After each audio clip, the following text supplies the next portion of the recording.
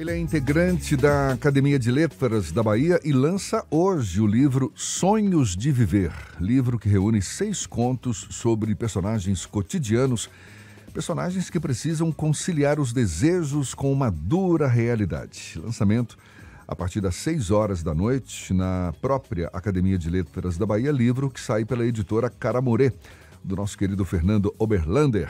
Bom, estamos falando do escritor Aleilton Fonseca, ele que também é professor de literatura da Universidade Estadual de Feira de Santana.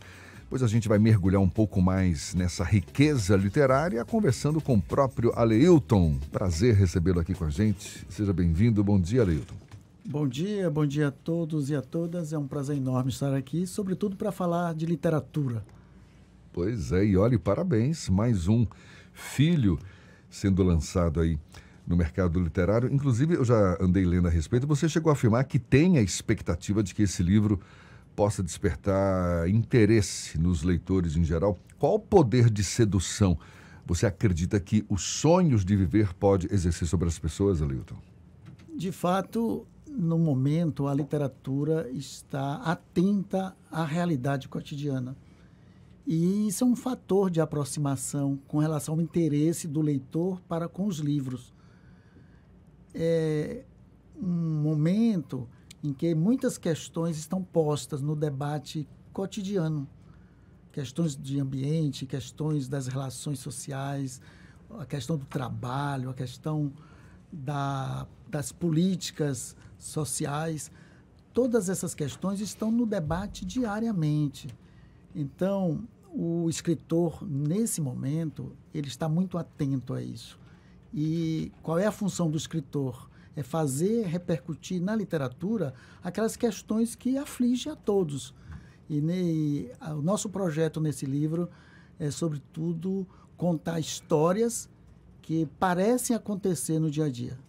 Inclusive, você pensou aí uns personagens bem cotidianos, não é isso? Personagens comuns, personagens nesses 6 contos que estão reunidos no livro, personagens inspirados em alguém especificamente, Aleilton, ou você puro fruto da imaginação?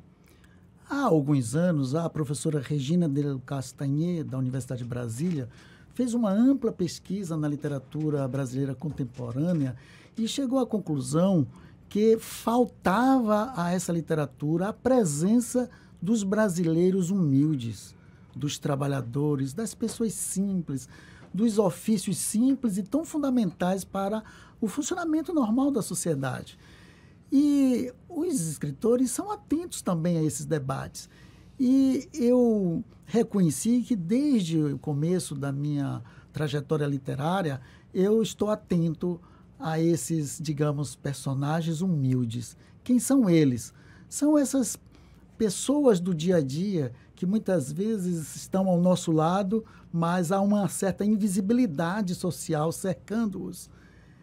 Que tal, então, a literatura nos mostrar essa realidade? Trazer para as considerações aquela figura humana, social e tão indispensável como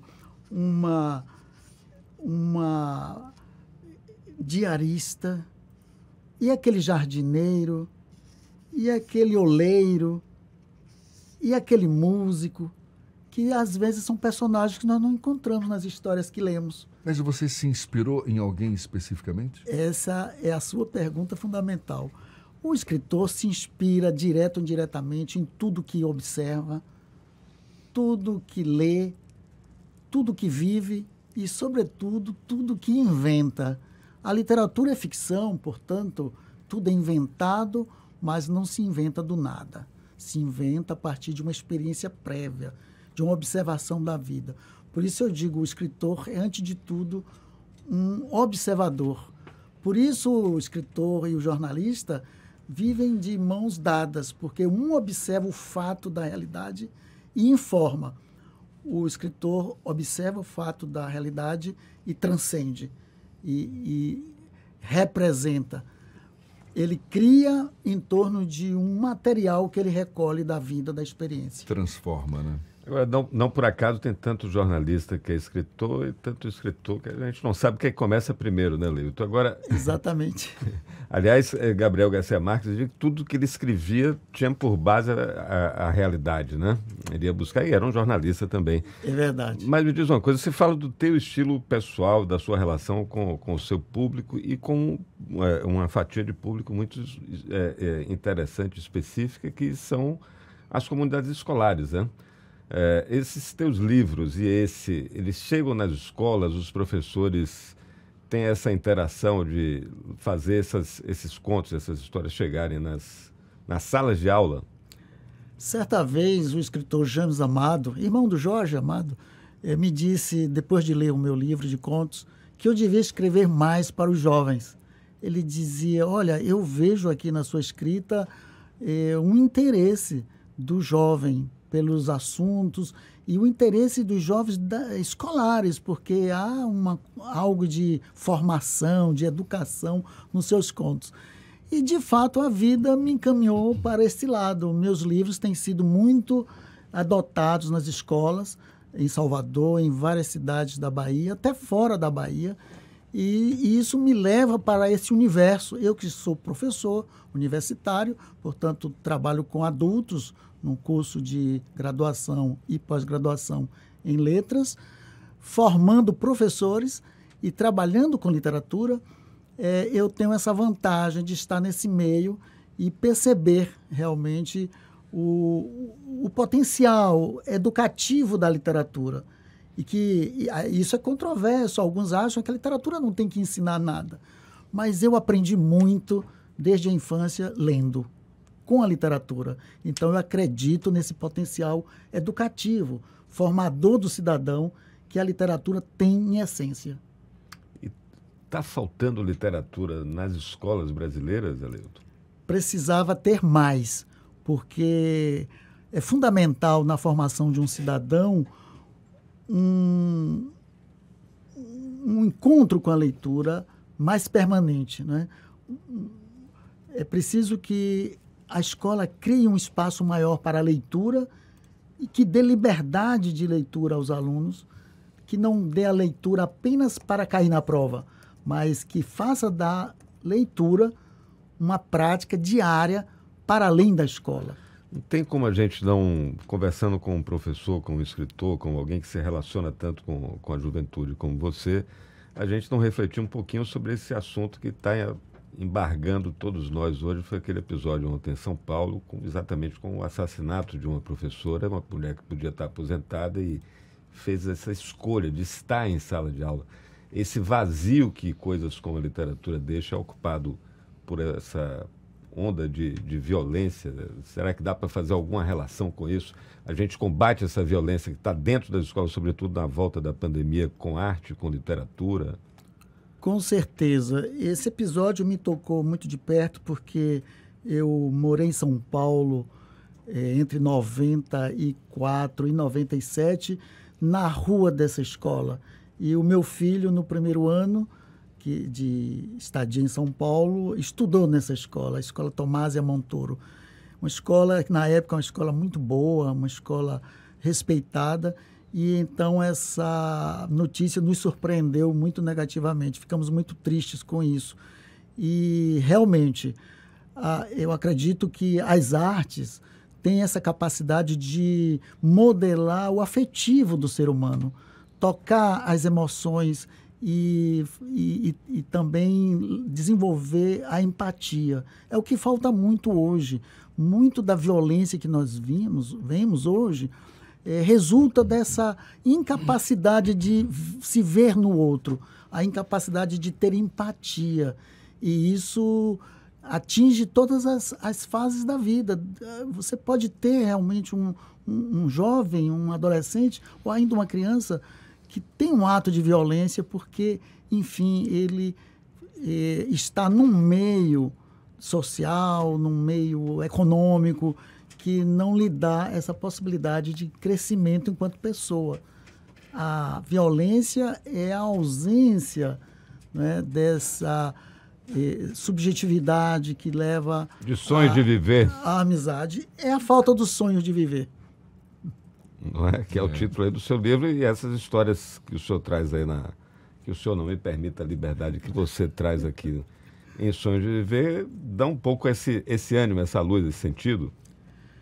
Exato. Quem já leu o livro diz, olha, você traz nesses contos 6 episódios que são ficcionais e ao mesmo tempo muito realistas, no sentido de que nós podemos nos deparar com situações parecidas, mas ou saber de alguma há um história otimismo. parecida. Exato, uma história parecida, porque o escritor trabalha muito com os paradigmas. É algo que pode acontecer e a literatura nos apresenta como uma possibilidade de conhecimento. Você aprende pela leitura antes que aconteça. E aí você pode ter maior discernimento até sobre seus atos, sobre os fatos. E a sua interpretação de mundo se torna mais complexa no sentido de você poder desenvolver uma percepção múltipla das coisas. E, de fato, é preciso transcender esse momento que a gente vive e ter esperança. Então, quando há sonhos de viver, ainda há esperança.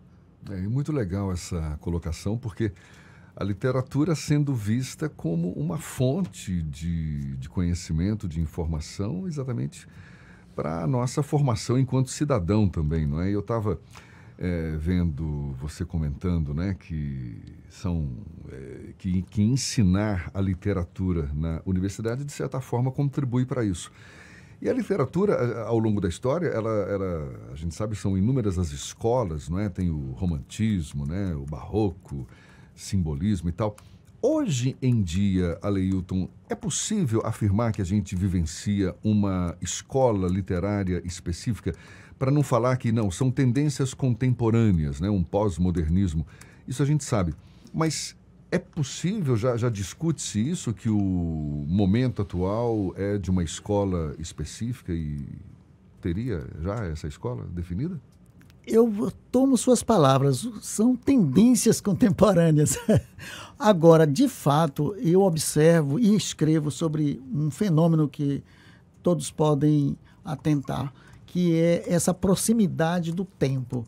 Cada vez mais a literatura está tratando temas do momento.